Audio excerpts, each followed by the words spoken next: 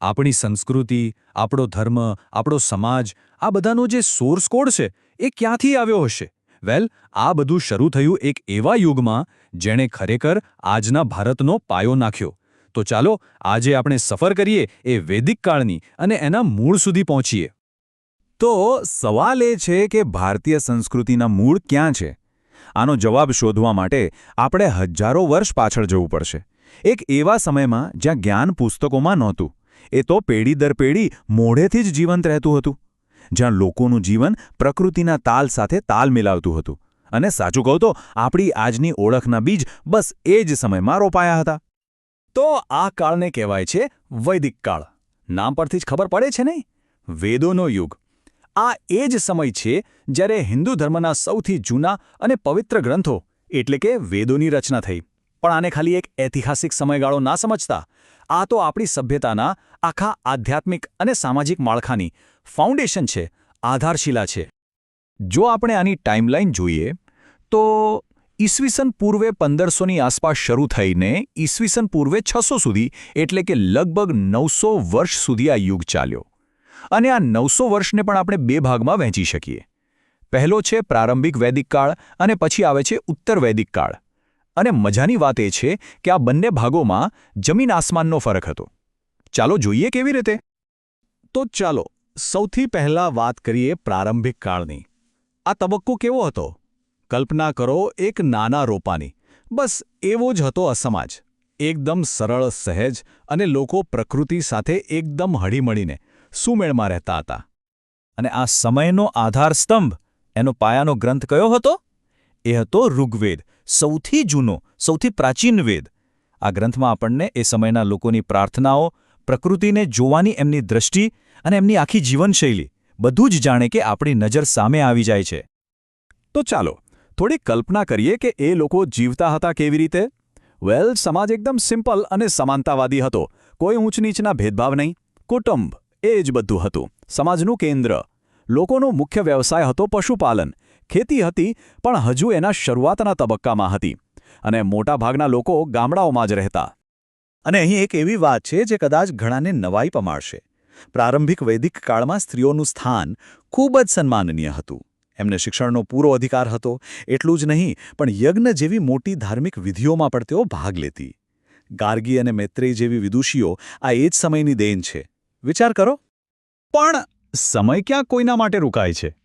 ધીમે ધીમે સમય આગળ વધ્યો અને પેલું નાનો સરળ રોપો હવે એક મોટું ઘટાદાર વૃક્ષ બની ગયું હતું, જેની ડાળીઓ ચારે તરફ ફેલાયેલી હતી.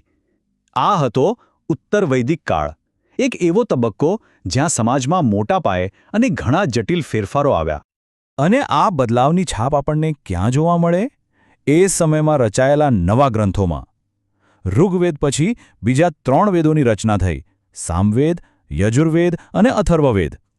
આ નવા ગ્રંથો એ સમયના બદલાતા વિચારો, નવી માન્યતાઓ અને જટિલ બનતી સામાજિક વ્યવસ્થાનો જાણે કે અરીસો છે.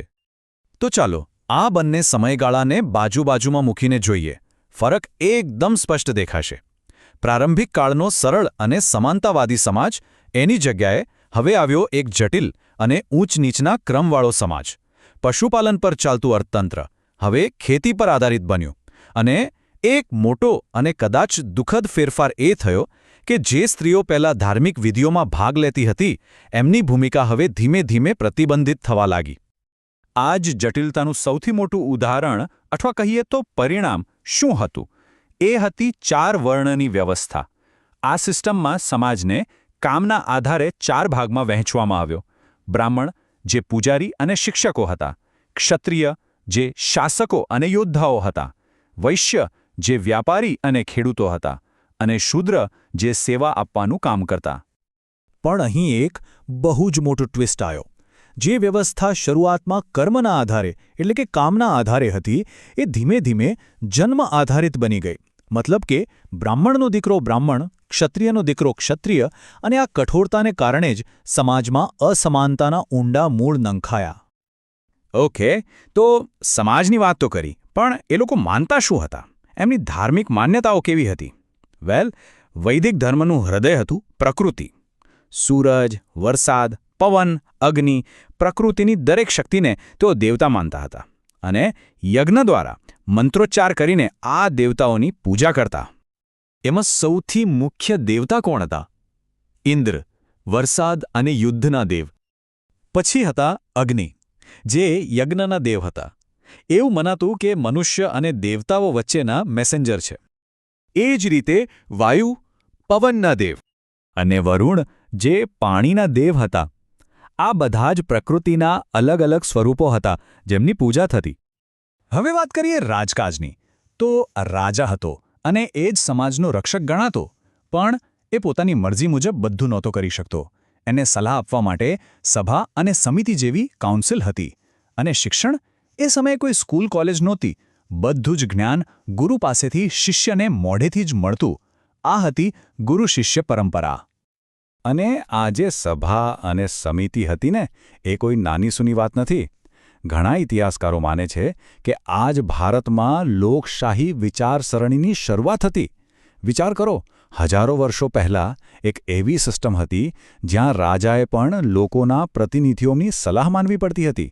આ ખરેખર અદ્ભુત છે. તો આપણે આટલી બધી વાત કરી, પણ સવાલ એ છે કે હજારો વર્ષ જૂની આ વાતોનું આજે શું? એનો આપણી લાઈફ સાથે શું સંબંધ? ચાલો હવે એ જોઈએ કે આ વૈદિક વારસો આજકાલના ભારતમાં કઈ રીતે જીવંત છે.